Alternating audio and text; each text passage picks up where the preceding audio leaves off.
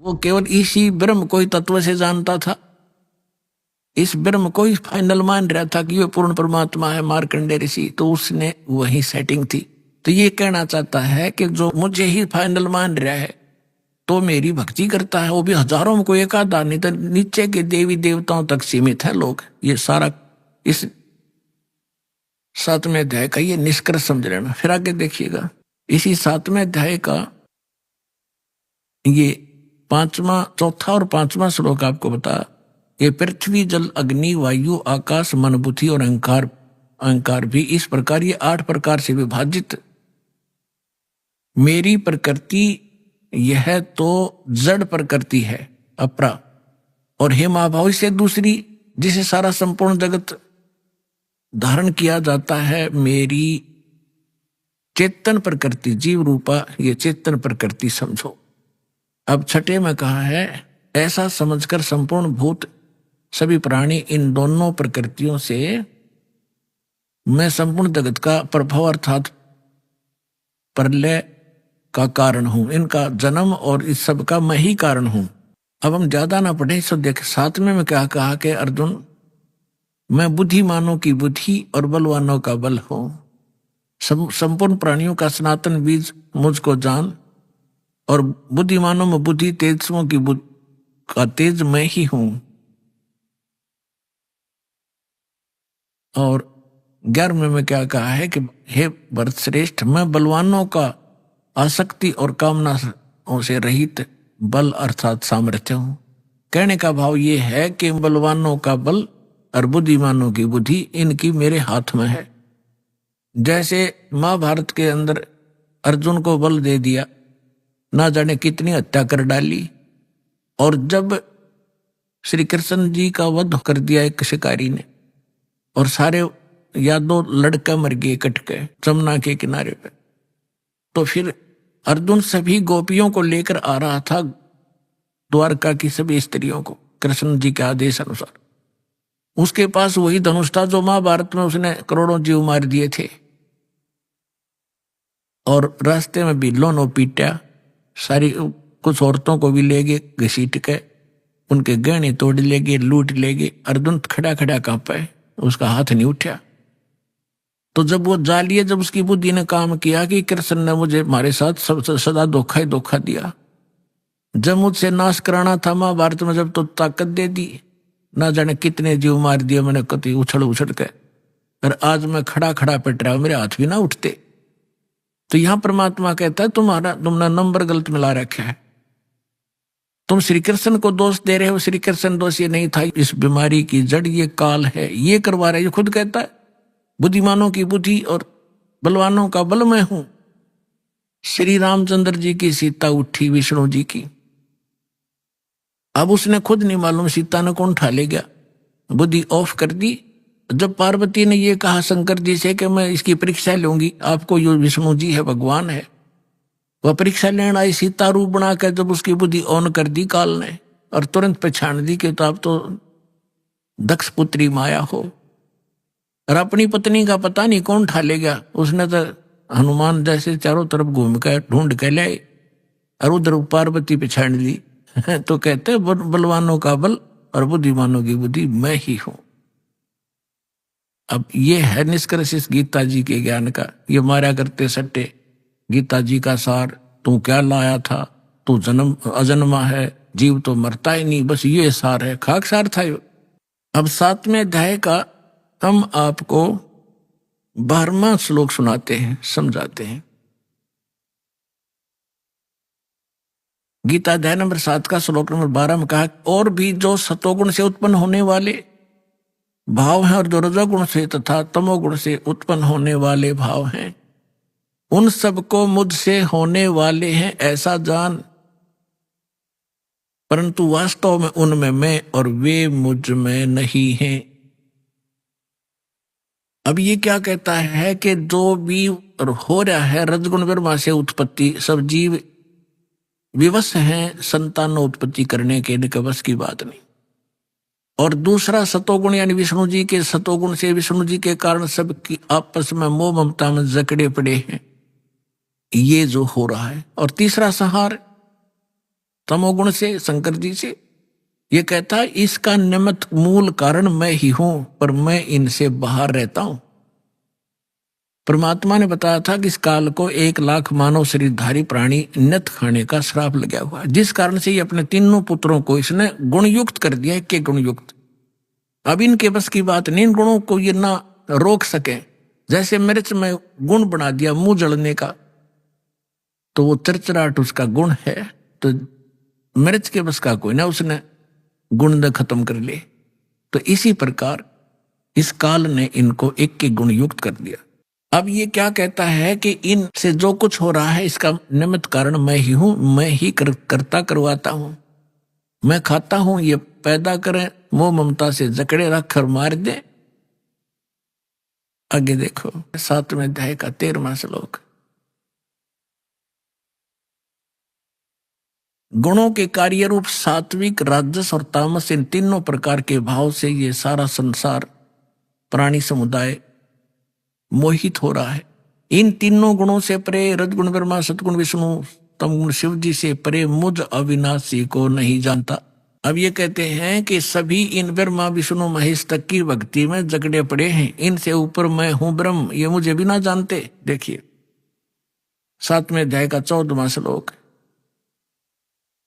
क्योंकि यह अलौकिक अर्थात अति अद्भुत त्रिगुणमयी मेरी माया, रजगुण ब्रह्मा, सतगुण विष्णु, तमगुण शिव जी, बड़ी दुस्तर है, खतरनाक है।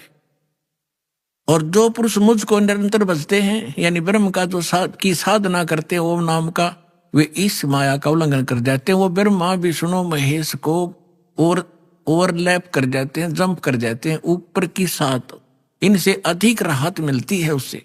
आगे देखो 15वें में क्या कहा है। ओए होए, माया के द्वारा जिनका ज्ञान हरा जा चुका है, रजगुण ब्रह्मा, सतगुण विष्णु, तमगुण शिव जी तक की जो बुद्धि, जिनकी बुद्धि वहीं तक सेट है, इनसे आगे कोई सुनना भी नहीं चाहते, वो आसुर स्वभाव यानी राक्षस स्वभाव को धारण किए हुए मनुष्यों में नीच, नराधम, नराधमा, मनुष्यों में नीच, दूषित कर्म करने वाले मूर्ख, मूर्ख लोग मुझको नहीं भजते। अब दास आपको सुनाएगा थोड़ा सा मौखिक कथा।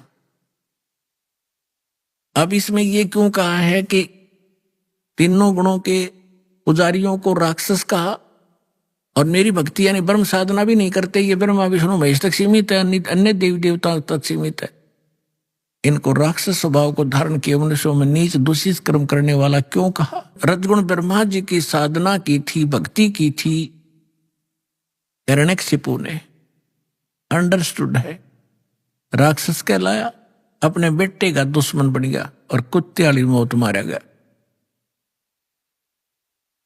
तमगुण शिव की भक्ति की थी रावण ने, और आपको पता उसकी कैसी गति हुई, राक्षस कहलाया। और एक भस्मागिरी नाम का शिव का पुजारी था, और उसने भगवान शिव के कैलाश पर्वत पे उनके गेट के सामने 12 वर्ष तक भक्ति करी, ऊपर न पैर नीचे न सिर, सिरासन पर। एक दिन पार्वती ने प्रार्थना की, आप तो महादेव हैं, समर्थ हैं, आपका पुजारी क्या मांगता है, दे दे इस बालक को। भगवान शिव ने कहा कि मांग। भस्मागिरी क्या मांगता है। भस्मागिरी ने कहा ऐसे नहीं, आप वचनबद्ध हो तब मांगू। भगवान शिव ने कहा कोई मांग ले, हो गया वचनबद्ध। तो उस भस्मागिरी ने कहा कि आप मुझे अपना भस्म कंडा दे दो। भगवान शिव के पास एक ऐसा कड़ा था जो हाथ में पैर कर रखा करते, वो ऐसी सिद्धि युक्त कर रखा था कि जिसके सिर पर न्यू कह दे भस्म, वो मर जाता था, भस्म हो जाता था। और इस बात का ज्ञान था भस्मागिरी को। ये गिरी, पुरी, नागा, कनपाड़े नाथ, ये सारे के सारे 10 नामी ये शिव के पुजारी हैं, सन्यासी। तो भगवान शिव ने शौचा ले जंगल में रहता है, अपने बचाव के लिए राक्षसों से लेता होगा, निकाल कर दे दिया भोलेनाथ ने। अब जो ही भस्मागिरी के हाथ में भस्म कड़ा आ गया, उसी समय आंख बदल गया और हंसा ने उठा का मार के, ले होले शंकर होशियार, तुझे मारूंगा तुझे भस्म करूंगा और पार्वती को अपनी पत्नी बनाऊंगा। मैं इसी उद्देश्य से साधना कर रहा था। अपने आत्माओं शंकर जी को मृत्युंजय, कालज्ञ, अविनाशी, सर्वेश्वर, सबका मालिक, अंतर्यामी, पता नहीं क्या क्या संज्ञा दिया करते। सूक्ष्म वेद में कहा है कि यदि ये अंतर्यामी थे, क्या उस दुष्ट के मन की नहीं जान सकते थे? क्या बकवाद लेकर साधना कर रहा है? अविनाशी होते तो क्यों भाग लिए उसके आगे? आगे आगे भगवान और पीछे पीछे पुजारी, दोनों जहां 100 की स्पीड पे। अब परमात्मा ने इनकी रक्षा करते हैं मालिक आकर, जब ये हृदय से पुकारते हैं, आपत्ति में होते हैं, ये भी उसी के बच्चे। तो परमात्मा ने पार्वती रूप बनाया, भस्मागिरी और शंकर जी के बीच में खड़े हो गए और कहा संकेत से कि आ जाओ, यहां खड़े हो जाओ। भस्मागिरी ने सोचा भी बिल्कुल ठीक है, कड़ा मेरे पास है, शंकर जी तो रुका नहीं, अभी 100 किलोमीटर दूर है, मैं इतने 2 बात कर लेता हूं। वो खड़ा हो गया। पार्वती बोली आजा, ठीक है, वो तो आएंगे नहीं अब आपके पास, आप मुझे कुछ डांस करके दिखाओ ताकि मैं प्रसन्न हूं। तो वो कहने लगा मैं साधु संत तपस्वी आदमी, मेरे डांस नहीं आता। पार्वती बोली मैं सिखाऊंगा। भगवान बोले इस पार्वती रूप में कि चलो मैं सिखाता हूं, इस हाथ को ऐसे कर, इस पैर ने ऐसे करो, ऐसे कर। जब ऊपर करवा लिया ना, जिस हाथ में कड़ा लिए रहा था, और कह दिया भस्म, रिमोट दबा दिया उसका, भस्मा गिरी, भस्म हो गया। उसके बाद वो भस्मा असुर कहलाया, भस्मा राक्षस। फिर कड़े को लेकर भगवान शिव को का दिल डटा। जब उसने राख देख ली ना शंकर भगवान ने इसकी भस्मासुर की, जब दिल की धड़कन, उसका पल्स रेट सेट होया था। ये तो इन 2 गुणों के पुजारियों की दशा सुना दी। अब वैष्णो जी के पुजारियों की और कथा सुनाते। एक बार कुंभ का मेला भरा था हरिद्वार में। उस समय ये सभी गिरिपुरी जितने भी त्रिगुण उपासक हैं, अपने अपने ग्रुप में जाकर वहां इकट्ठे हो जाते हैं। पुरियों में पुरी, गिरियों में गिरी, नाथों में नाथ, ओगड़ों में अगड़, नागाओं में नागा, वैष्णो में वैष्णो। और जो नहाने का ये समय निर्धारित करते हैं, हर की पैड़ी के ऊपर वो पर भी लगी थी। इनका अपना बनाया बस है ये मनगढ़ंत कहानियां। फिर भी उस अनुसार वो उस नहाने के लिए सबसे पहले नागा पहुंच गए हर की पैड़ी के ऊपर।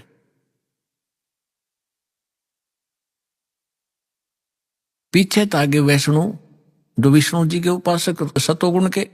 अब उन्होंने कहा कि नागाओ तुम बाद में स्नान करना, हम सर्वश्रेष्ठ हैं, हम भगवान विष्णु के उपासक हैं और हम पहले स्नान करेंगे, हम प्रथम स्नान करेंगे। नागाओं ने कहा कि नहीं, हम सर्वश्रेष्ठ हैं, हम त्यागी और बैरागी हैं, हम वस्त्र तक नहीं रखते, हम सर्वश्रेष्ठ हैं, हम सबसे पहले स्नान करेंगे। वैष्णो साधुओं ने कहा कि तुम पशु की तरह नंगे फिरते हो, टट्टी के हाथ भी ना धोते, शर्ट फरडो राख लपेट रखी, तुम काहे के शुद्ध हो, उत्तम हो, बाहर निकलो, हम प्रथम नहाएंगे। अब इतनी अकल थी लोगों में। गंगा का पानी मैला हुआ था, 2 मिनट पाछे नहा लेते, वो नहा ले जबकि बिजली गिरी थी वह, पर भी खत्म हुआ थी 2 मिनट में। पर वो नहाना नूना भी भूल गए। भगवान की हर की पैड़ी में भी प्यार नहीं, भगवान का भी डर रहा नहीं, आपस में लड़न लग गए, कत्लेआम कर दिया। 25,000 वह त्रिगुण उपासक वह कट कर मर गए, कत्लेआम कर दिया। सूक्ष्म वेद में कहा है, तीर तुपक तलवार कटारी जमदड़ जोर बदावे हैं, हर पैड़ी हर हेत न जाने भाजा तेग चलावे हैं, काटे शीस नहीं दिल करुणा ये जग में साधक वावे हैं, जो जन इनके दर्शन को जावे उनको भी नरक पठावे हैं। कहते हैं हर पैड़ी हर हेत ना जाने, और वहां कर्द ठोके एक दूसरे ने कत्लेआम करे, और काटे शीस नहीं दिल करुणा, इनमें दया नहीं राक्षसों में। और ये जग में साधक वावे, तुम इनको संत भी कहते हो, और इनका जो अनुयायी बनता है उनको भी ये पाठ पढ़ावे हैं, यानी उनको भी नरक में ठोक देते हैं। अपने आत्माओं, ये है श्रीमद् भगवद गीता जी का सार। अब गीता ज्ञानदाता ब्रह्म कहता है कि मेरी साधना 4 प्रकार के करते हैं। ये ब्रह्म कहता है ब्रह्म की साधना भी 4 प्रकार के करते हैं, जिनमें अर्थार्थी, आर्त, जिज्ञासु और ज्ञानी। अर्थार्थी तो जो धन लाभ के लिए कोई अनुष्ठान करता तो वेद मंत्रों से ही करता, वो जय गणेश देवा माता धारी पार्वती ये इस तरह की आरती नहीं करता। वो व्यक्ति केवल वेदों के ही मंत्रों से अनुष्ठान करता, अपने धन लाभ के लिए, आर्त मानी संकट निवारण के लिए भी कोई साधना अनुष्ठान करता है, वेदों के मंत्रों से ही करता है। वो ब्रह्म अपने आप को ब्रह्म का पुजारी कहता है, जो हवन हवन करते रहते हैं। और तीसरा जिज्ञासु। जिज्ञासु वो होता जो भगवान के लिए निकलता है, ज्ञान ग्रहण करता करता स्वयं वक्ता बन जाता है, वो भी अपना जीवन नाश कर लेता है। और चौथा बताया ज्ञानी। ज्ञानी उसको कहते हैं जिसको ये पता हुआ कि मनुष्य जीवन बार बार नहीं मिलेगा, और मनुष्य जीवन का मूल उद्देश्य केवल आत्म कल्याण कराना है, और जन्म मृत्यु जब तक नहीं समाप्त होगी, जरा मरण का रोग नहीं कटेगा, तो कोई फायदा नहीं इस जीवन का। उनको ये भी ज्ञान हो जाता है कि पूर्ण मोक्ष इन देवी देवताओं की पूजा से नहीं होगा, वो ज्ञानी कहलाते हैं।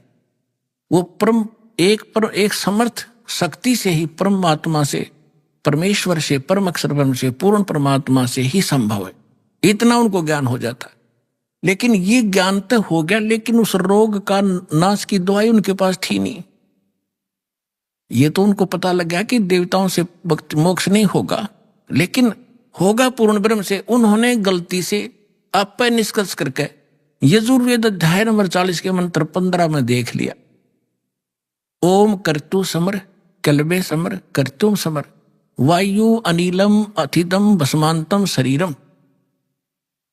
जैसे गीता अध्याय नंबर 8 के श्लोक नंबर 13 में आपको दिखाया था, यही जो का तू वही मंत्र का सारांश है कि अंतिम सांस तक ओम नाम का जाप करते हुए जो शरीर छोड़कर जाता, उसका अमरतम, उस ओम से होने वाली जो परम गति है वो प्राप्त होती है। इसलिए ओम कर्तु समर, ओम नाम का जाप काम करते करते श्रवण करो, विशेष कसक के साथ श्रवण करो, और मनुष्य जीवन का मूल कर्तव्य जानकर ओम का श्रवण करो। ये तो है ओम की जानकारी। लेकिन कहते हैं गुरु बिन का हुन पाया ज्ञाना, जो थो था बुस छड़े मूड किसाना। गुरु बिन वेद पढ़े जो प्राणी, समझो न सौर रहे अज्ञानी। 40वें अध्याय यजुर्वेद के 10वें मंत्र में कहा है कि कोई तो परमात्मा को संभवात कहता है। संभवात माने उत्पन्न होने वाला, राम और कृष्ण रूप में, यानी अवतार धारता है। कोई कहता वो असंभवात, वो कभी जन्म नहीं लेता, जन्मा है वो तो निराकार है। वो परमात्मा कैसा है उसकी जानकारी धीराणाम तत्वदर्शी संत बताते हैं, उनसे सुनो। वेद ज्ञानदाता भी वही है, गीता ज्ञानदाता भी वही। 40वें अध्याय के 15वें श्लोक में तो अपनी साधना बता दी, और 40वें अध्याय के 17वां श्लोक अंतिम श्लोक है यजुर्वेद का और 40वें अध्याय का, उसमें कहा है कि वो पूर्ण परमात्मा तो गुप्त है। ये यजुर्वेद देखिएगा, और ये अनुवाद भी देखो, कमाल की बात इस महर्षि दयानंद जी के द्वारा किया गया है।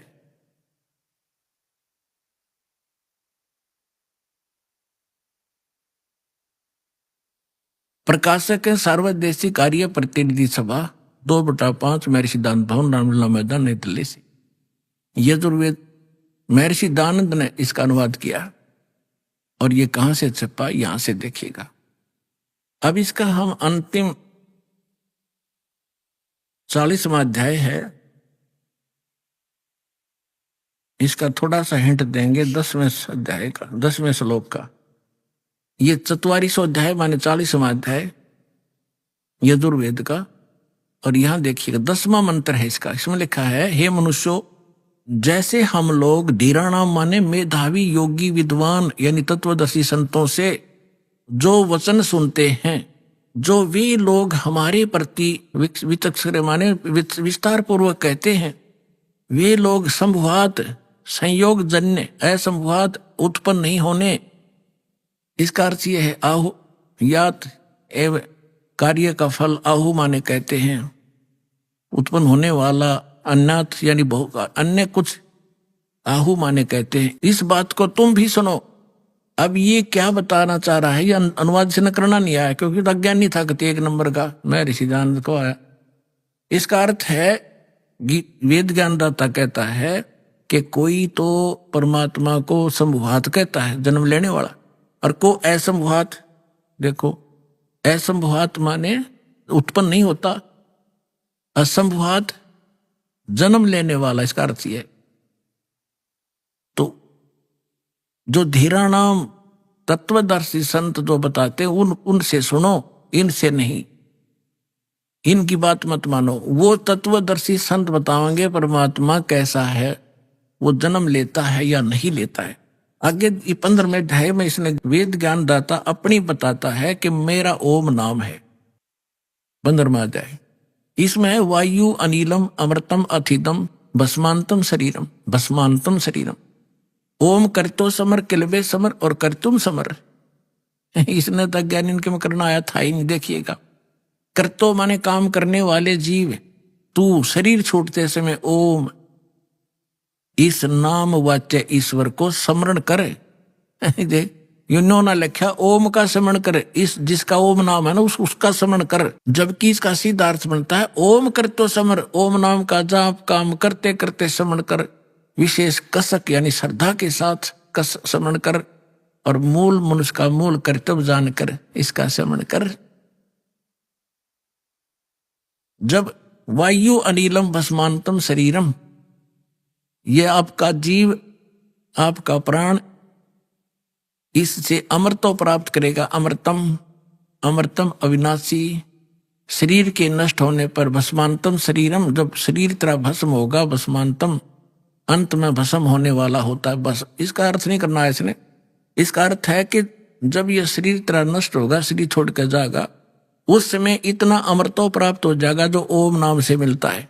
यही गीता अध्याय नंबर 8 के श्लोक नंबर 13 में। अब यहाँ आगे कहा है 40वें अध्याय के 17वें श्लोक में कि वो परमात्मा तो गुप्त है और मेरा ओम नाम है, मैं ब्रह्मलोक में रहता हूं। यही देवी भागवत से स्पष्ट हो गया। देवी हिमालय को कह रही है कि ओम नाम का जाप कर, उससे तो ब्रह्म की प्राप्ति कर लेगा, और वो ब्रह्म रहता है दिव्य आकाश रूपी ब्रह्मलोक में रहता है। और यही वेद बता रहे हैं। देखिएगा, ये 44वां अध्याय 40वां अध्याय यजुर्वेद का 17वें मंत्र में, हे मनुष्यो, जिस ज्योति स्वरूप रक्षक मुझसे, ये ज्योत स्वरूप काल तो है, मुझसे अविनाशी यथार्थ कारण के आच्छादित मुख के तुल उत्तम अंग का प्रकाश किया जाता है, जो वह है प्राण वायुमंडल में पुरुष है माने पूर्ण परमात्मा है, वह है तो प्रोक्ष रूप है, वो तो गुप्त है। अहम मैं खम, और ब्रह्म खम्भ माने उस ब्रह्मलोक रूपी दिव्य आकाश में ब्रह्मलोक में रहता हूं, मैं ब्रह्म हूं और मेरा ओम नाम है। देखिएगा, ओम ओम खम्भ ब्रह्म, मैं ब्रह्म हूं, अहम वह है, मैं ब्रह्म हूं और मेरा ओम नाम है। मैं खम्भ माने आकाश में, ब्रह्मलोक रूपी दिव्य आकाश में रहता हूं।